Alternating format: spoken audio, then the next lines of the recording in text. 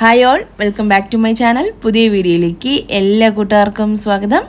ഇന്നൊരു ലഞ്ച് റെസിപ്പീസാണ് കേട്ടോ കാണിക്കുന്നത്. ഒരു തനി നാടനായിട്ടുള്ളൊരു ലഞ്ച് റെസിപ്പിയാണ് കേട്ടോ ഇത്. എൻ്റെ ഇൻസ്റ്റാ പേജിലുണ്ടല്ലോ, അത്യാവശ്യം വൈറലായി പൊയ്ക്കൊണ്ടിരിക്കുന്ന ഒരു വീഡിയോ ആണ് ഇത്. ഇതിൻ്റെ ഒരു കുഞ്ഞു വ്ളോഗ് ഞാൻ മിനി വ്ളോഗായിട്ട് ഇട്ടപ്പോഴും റീച്ച് ആയിട്ടുണ്ടായിരുന്നു. അത്യാവശ്യം നല്ല വൈറൽ, ഒരു 3.6 ഇപ്പോഴായിട്ടുണ്ട് കേട്ടോ.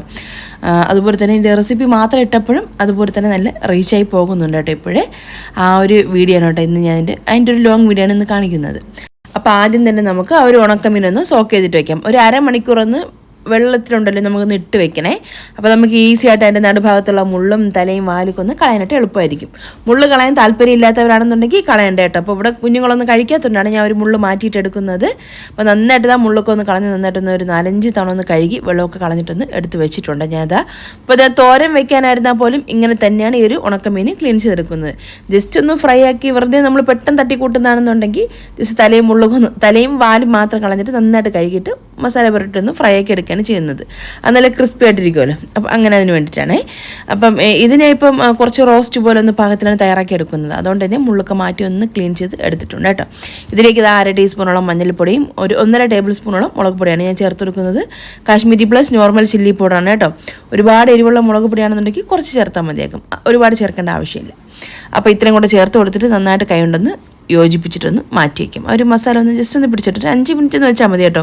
ഒരുപാട് സമയം ഇങ്ങനെ മസാല പുരട്ടി വെക്കേണ്ട ആവശ്യമില്ല. അപ്പോൾ അതവിടെ ഇരിക്കട്ടെ. അപ്പോൾ ഇതിനിടയിൽ നമുക്കിനി ഒരു പരിപ്പ് രസം കൂടെ തയ്യാറാക്കിയെടുക്കണം. അപ്പോൾ അതിനുവേണ്ടി ഞാൻ കുക്കറിലേക്ക് ഒരു 1/4 കപ്പ് സാമ്പാർ പരിപ്പ് കഴുകി ഒന്ന് ചേർത്ത് കൊടുത്തിട്ടുണ്ട്. ഇതിലേക്ക് ആവശ്യത്തിന് ഉപ്പും ഒരു 3/4 കപ്പോളം വെള്ളം, ഒരു തക്കാളി എടുക്കുന്നുണ്ട്. അത്യാവശ്യം വലിപ്പമുള്ള ഒരു തക്കാളിയാണ്. പിന്നെ 2 വെളുത്തുള്ളി ചെറുതായിട്ടുണ്ട്, 2 ഫുള്ളായിട്ട് എടുത്തിട്ടുണ്ടായിരുന്നത്.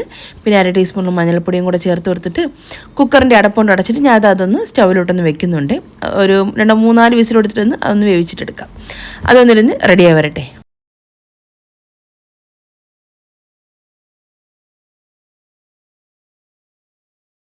ആ ഒരു ഉണക്കമീൻ വെച്ചിട്ടുള്ളൊരു റോസ്റ്റ് ഒന്ന് തയ്യാറാക്കിയിട്ടെടുക്കാം. അപ്പോൾ അതിന് വേണ്ടി ഞാൻ ഒരു കടായി വെച്ചിട്ട് ഇതിലേക്ക് ഒരു 2-3 ടീസ്പൂൺ വെളിച്ചെണ്ണ ചേർത്ത് കൊടുക്കുന്നുണ്ട്.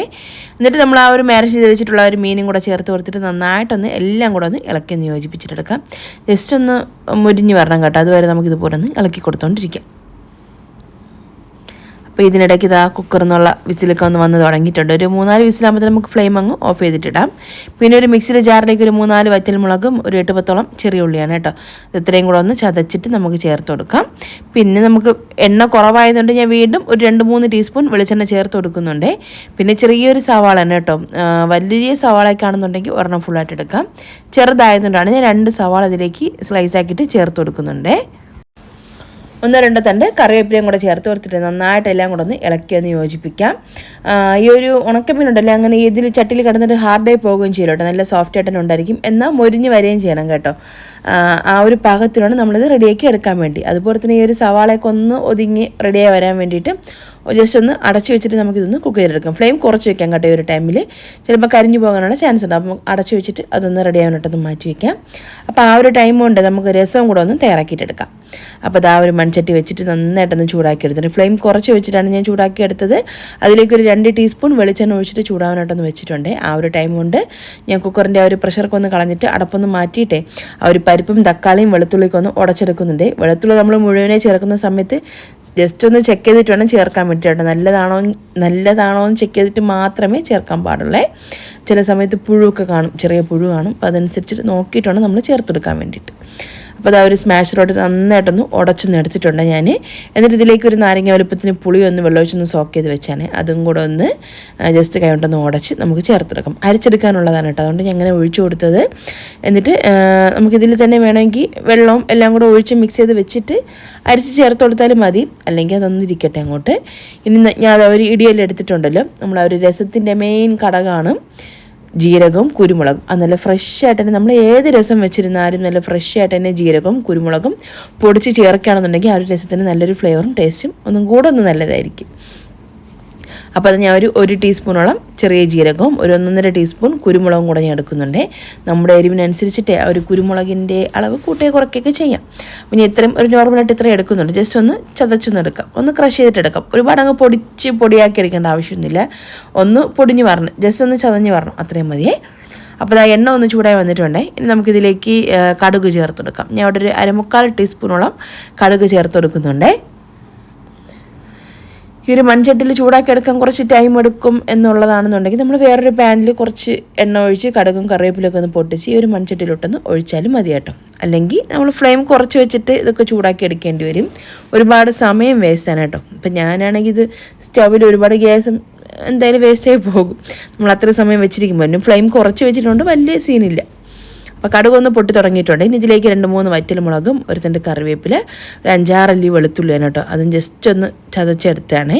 അപ്പോൾ അത്രയും കൂടെ ചേർത്ത് കൊടുത്തിട്ട് നന്നായിട്ടൊന്ന് ഇളക്കി കൊടുക്കാം. ഒരു വെളുത്തുള്ളി ഇത്രയും ചേർക്കണമെന്നൊക്കെ ചോദിക്കുന്നുണ്ട്. പക്ഷേ വെളുത്തുള്ളി അത്രയും ചേർത്താലേ ആ ഒരു രസത്തിന് അതിൻ്റെതായ ഒരു ടേസ്റ്റും ആ ഒരു സ്മെല്ലൊക്കെ കിട്ടുള്ളൂ. അതുകൊണ്ടാണ് ഞാൻ അത്രയും വെളുത്തുള്ളി വീണ്ടും ചേർത്ത് കൊടുത്തത്. ഒരു 5-6 അല്ലി വെളുത്തുള്ളി ഉണ്ട് കേട്ടോ. അത് ഞാൻ ജസ്റ്റ് ഒന്ന് ചതച്ചിട്ട് അതും കൂടെ ചേർത്ത് കൊടുത്തിട്ടുണ്ട്. ജസ്റ്റ് അതൊന്നും മുരിഞ്ഞ് വരുന്ന സമയമാകുമ്പോഴത്തേക്ക് നമുക്കിത് എടുത്ത് വെച്ചിട്ടുള്ള ഒരു പരിപ്പ് എല്ലാം നമ്മൾ ഉടച്ച് വെച്ചിട്ടുണ്ടല്ലോ, അതൊന്ന് ഒരു അരിപ്പിലൂടെ നമുക്കൊന്ന് അരിച്ചൊന്ന് ചേർത്ത് കൊടുക്കാം.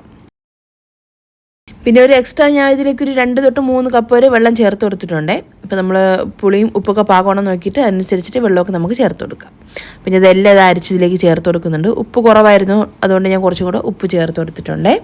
പിന്നെ നമ്മൾ നേരത്തെ പൊടിച്ച് വെച്ചിട്ടുള്ള ഒരു മസാലക്കൂട്ടുണ്ടല്ലോ, ആ ഒരു കുരുമുളകും ജീരകവും അതും കൂടെ ചേർത്ത് കൊടുക്കാം.